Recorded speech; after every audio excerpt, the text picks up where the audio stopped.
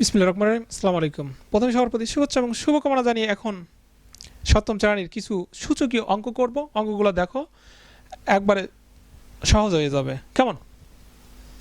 হ্যাঁ, ১ নম্বর অঙ্কে তোমরা দেখতে পাচ্ছ এখানে, দেখো এখানে আমরা জানি সূচকের নিয়মে কি হয়, গুণনের সময় পাওয়ারগুলো যোগ হয়ে যায়। তাহলে এটাকে আমরা কি করব, পাওয়ার গুণন, এটাকে আমরা 9কে ভেঙে দিয়ে বেসকে একই করবে, 3 থেকে 9, উপরে পাওয়ারটা রেখে দিলাম। কেমন? তাহলে 3 স্কোয়ার, তারপর 3 2 দুগুণে 4 হইল, 2 গুণন 4 ইকুয়াল টু 6। কেমন? একদমই সোজা। 1 নম্বর শেষ। এইবার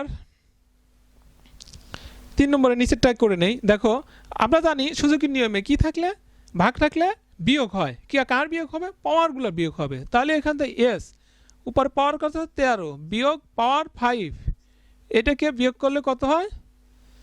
8 5 13, 8। এটাই আনসার। কেমন?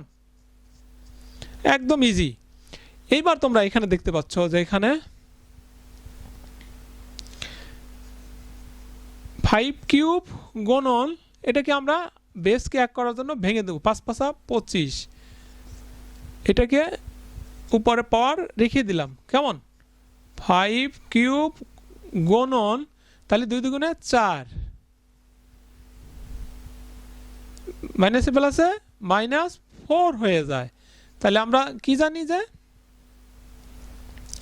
গুণনের সময় কি হয়, পাওয়ারগুলো যোগ হয়ে যায়। তাহলে 5 3 প্লাস আর এই যে -4, তাহলে কি হলো? 5 3 -4 হয়ে গেল। এখন 5 বাদ দিলে -1, এটাকে আমরা কিভাবে লিখতে পারি? সূচকের নিয়মে এই অবস্থায় থাকলে আমরা কি লিখতে পারি? একবারে 1 ডিভাইডেড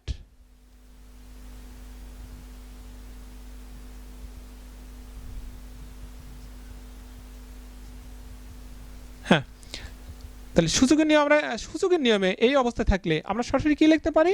যেটা 1 ডিভাইডেড 5, এখানে কত পাওয়ার আছে? 1 আছে। 1 এখানে যদি 1 দেই পাওয়ার, সেটা কোনো মনে করো, ধরো এখানে 1 দিয়ে দিলাম, 1 দিলে আরেকটা লাইন যদি করি এরকম, দেখো তাহলে 1/5ই হবে, এটাই হবে। বা সরাসরি আমরা যদি এটা না লিখে এটা লিখি, এটা লিখলেও হয়ে যাবে। এটাই আনসার।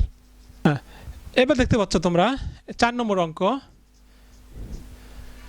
ভাগাকারে আছে। ভাগাকার থাকলে কি হবে? বিয়োগ হবে। কেমন? তাহলে আমরা বেস যেগুলো একই আছে একই জায়গায় নিব, আমরা এস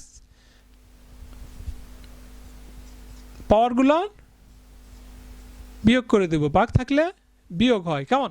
বিয়োগ 5, তারপরে এখানে টি ভাগ থাকলে বিয়োগ হয় 4 বিয়োগ 14। কেমন? 13 8 হবে, আর এটা হবে 18। কেমন? এটাই আনসার, -18। এইখানে তোমরা দেখতে পাচ্ছ এখানে তার কি উপরে 2 আছে, নিচে 4 আছে। 2 দিয়ে 4কে কেটে দেয়, কেটে দিলে কি থাকে? হাফ থাকে। হাফটা সাইডে রেখে দিলাম, তাহলে বিয়োগ আছে, তাহলে ভাগ হবে। আর এখানে কি আছে? বেস, একই রকম বেস, আমরা একই রকম পাওয়ার বাদ দিয়ে দেব। তাহলে এখানে কি হবে? এস